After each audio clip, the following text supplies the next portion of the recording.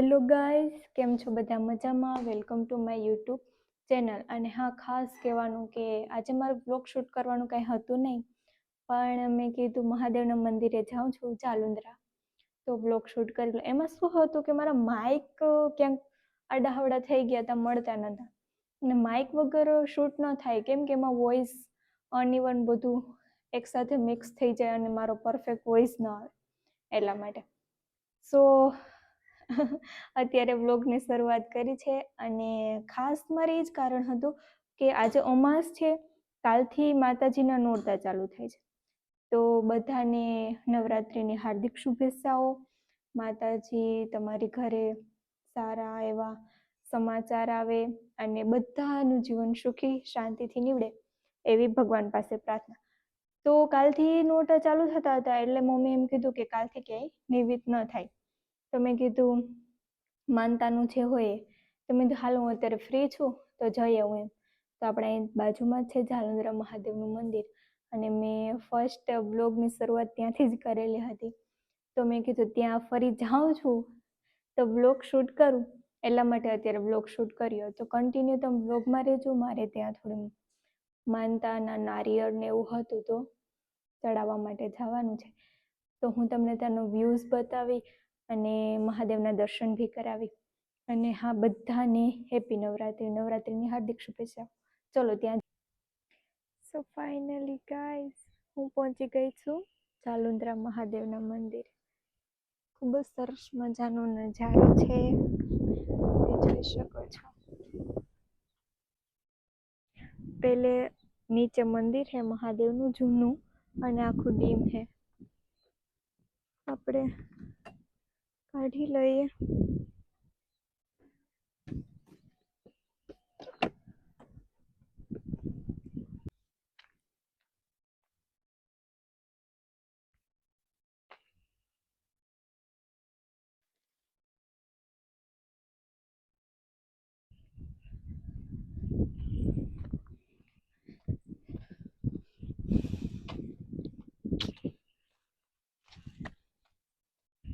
Blog shoot ઉપર સરસ મજાના હું તમને પેલા મહાદેવના દર્શન કરાવી દઉં.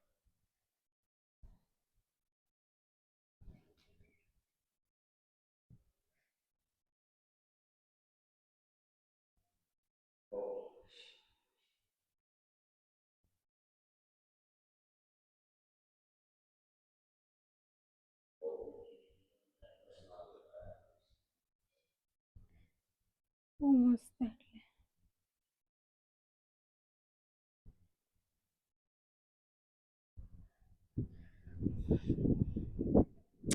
અને અહીંયા જો સરસ મજાની બે બાપુની મઢોલી છે કે જે મહાદેવની પૂજા કરતા અને એમની સેવા કરતા.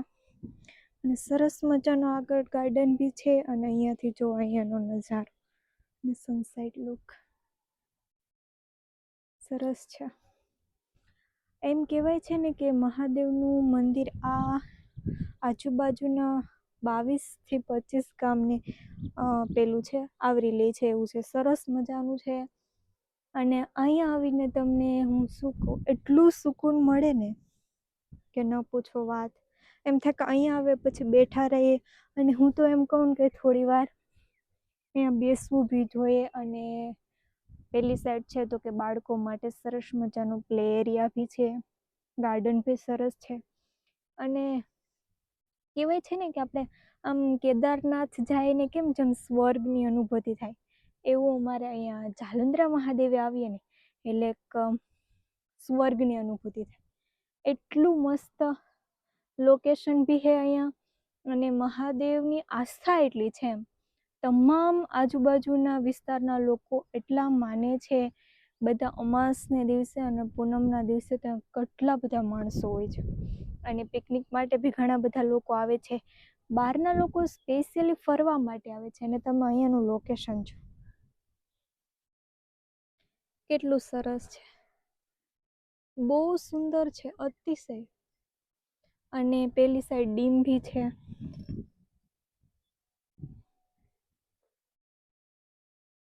એટલે આમ કહેવાય ને આપણને કે સ્વર્ગ મળી ગયો એક સાઈડથી. તમે એવું વિચારો ને તો બી ચાલે. અને અમે લોકો તો બહુ પિકનિક કરીએ સ્કૂલ. હું અહીંયા જ બી પડવા જતી સ્કૂલે 1 થી 8 પ્રાથમિકમાં. તો અમને પિકનિક માટે અહીંયા લઈ આવતા. પછી જ્યારે શિયાળો હોય ત્યારે આજુબાજુ જંગલ વિસ્તાર જ છે, તો બોરડી ને એવું બધું બહુ હોય. સિંહ બી હોય અમારે અહીંયા. ઘણી વખત ઘણા બધા લોકોએ જોયેલા છે. અને ફોરેસ્ટ વિભાગ બી છે પાછળ. તો અહીંયા ઘણા લોકોએ સિંહ જોયેલા છે. 7 વાગ્યા પછી તમને અહીંયા આવો એટલે જોવા મળે જ. અમુક ટાઈમ જ એવું હોય કે તમને ન જોવા મળે, બાકી તો અહીંયા જોવા મળે જ. અને ખૂબ જ સરસ લોકેશન છે. અને અહીંયાથી મારું ઘર થોડુંક જ દૂર થાય છે. જો પેલી સાઈડ જે ધુવાડો નીકળે છે ને ત્યાં. આમ જોઈએ ને તો 2 થી 3 કિલોમીટર થતું હશે. આટલું તો બસ, હા, ઇનફ થઈ જાય. આટલું જ થતું હશે. તો જે બી લોકો જાલંધરા મહાદેવે તમે લોકો આવો, અથવા આજુબાજુના વિસ્તારમાં ક્યાંય બી હોય ને તમને જાલંધરા આવવું હોય, તો તમે મારો કોન્ટેક કરી શકો છો. હું તમને પર્સનલી અહીંયા લઈ આવી. અને ખૂબ જ સુંદર છે. અને મારી ઘરે બી લઈ જાય. અહીંયાથી થોડુંક જ થાય છે. પણ હમણાં થોડું બિઝી ટાઈમ એટલો ચાલે છે ને કે અહીંયા આવવાનો ટાઈમ મળતો નથી. અને સાથે હોય ને તો મજા આવે એમ. એકલા એકલા ન મજા આવે અહીંયા આવે. સાથે હોય ને તો બહુ મજા આવે. અમે લોકો ફ્રેન્ડ સર્કલમાં આવતા બધા, બહુ એન્જોય કરો. નાસ્તાના પેકેટ ને પડીકા લઈ આવીએ, થોડી વાર બેઠીએ, ધમાલ કરીએ, ફોટો કરીએ, શૂટ કરીએ ને વિડીયોઝ ને એવું બધું કરીને પછી નાસ્તો કરી પછી જતા રહીએ. બહુ બહુ એટલે બહુ એન્જોય કર્યું. બાળપણ જ આપણું કંઈક એવું હોય ને, બહુ મજા આવે. અમે લોકો કેવું કરતા ગાઈઝ, કે અમે લોકો ચાલીને આવતા મારા ઘરેથી. અને જ્યારે મારા પપ્પા બીમાર હતા ને ત્યારે મેં ચાલીને ભી જે માનતા કરેલી હતી કે મારા પપ્પાને સારું થઈ જાય, કેન્સર એમને હતું તો મેં તે માનતા બી પુગાડી હતી. પછી એમને સારું થયું નહીં, કેમ કે એમના નસીબમાં હશે, એવડી એમની ઉંમર હશે કે પછી જે હોય તે કહેવાય છે ને કે આપણે જેટલું જીવન હોય ને એટલું જ જીવી શકીએ. ત્યાં કોઈ કશું જ ન કરી શકે. પણ મારા પપ્પા માટે મેં બહુ જ 1 મંથ, શ્રાવણ મહિનો ચાલુ થયો ત્યાંથી પૂરો થયો ત્યાં સુધી રોજ ડેઈલી હું અહીંયા આરતીમાં આવતી. બહુ સેવા કરેલી.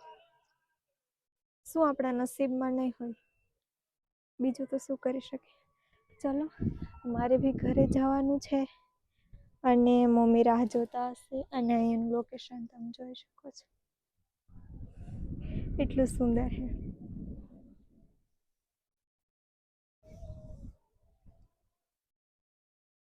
બહુ સરસ છે. હું તમને શક્ય હોય ને તો અહીંયાની ધજાના દર્શન કરાવું.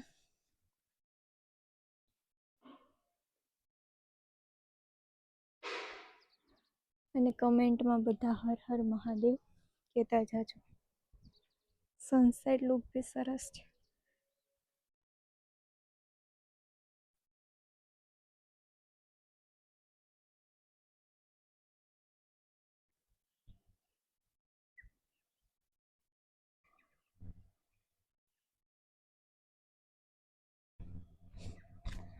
તો ફાઇનલી દર્શન કરી લીધા મહાદેવના. અને હવે જાય ઘરે. અને જો નીચે મેં તમને જેમ કીધું તેમ અત્યારે બધામાં સરસ મજાનું પાણી ચાલે છે. ફ્લાવર તમે જોઈ શકો છો. બધા જ મહાદેવને ચડાવવામાં આવે. અને નીચે પેલું સરસ મજાની મહાદેવની મૂર્તિ છે. અહીંયા ઘણા બધા લોકો ફોટોગ્રાફી કરે છે. અને થોડોક ટાઈમમાં સરસ મજાનું ગાર્ડન થઈ જશે.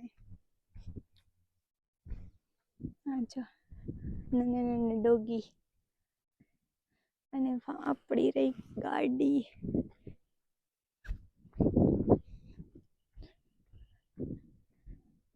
ગોળે નહીં તો સારું.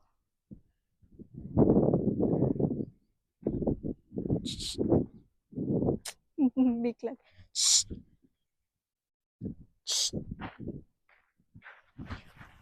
હટ.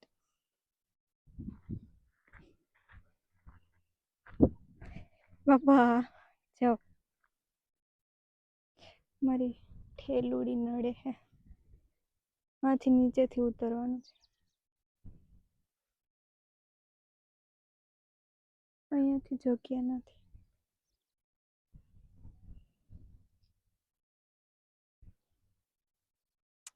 ચલો તો હવે આપણે જાય ઘરે. અને અહીંયા ક્યાંય ઉતરાયું નથી, બાકી હું નીચે જઈશ. જા અને જો આ કબૂતરાઓ માટે સરસ મજાના ચાદર. તો ચલો જઈએ ઘરે.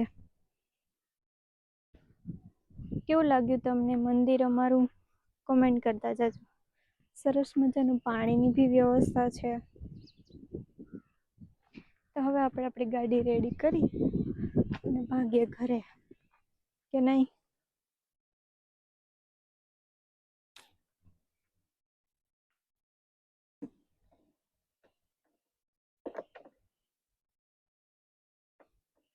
લોક દેવાઈ ગયો કે શું?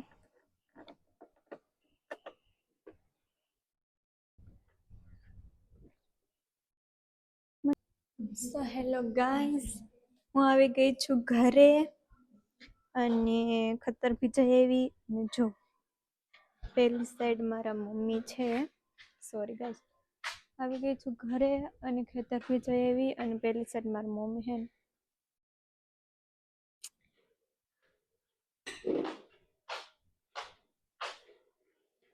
ગાયુડીને ભેંસુડીને દોય છે. અને આજે ખોળની પેલી પણ આવી હતી રિક્ષા.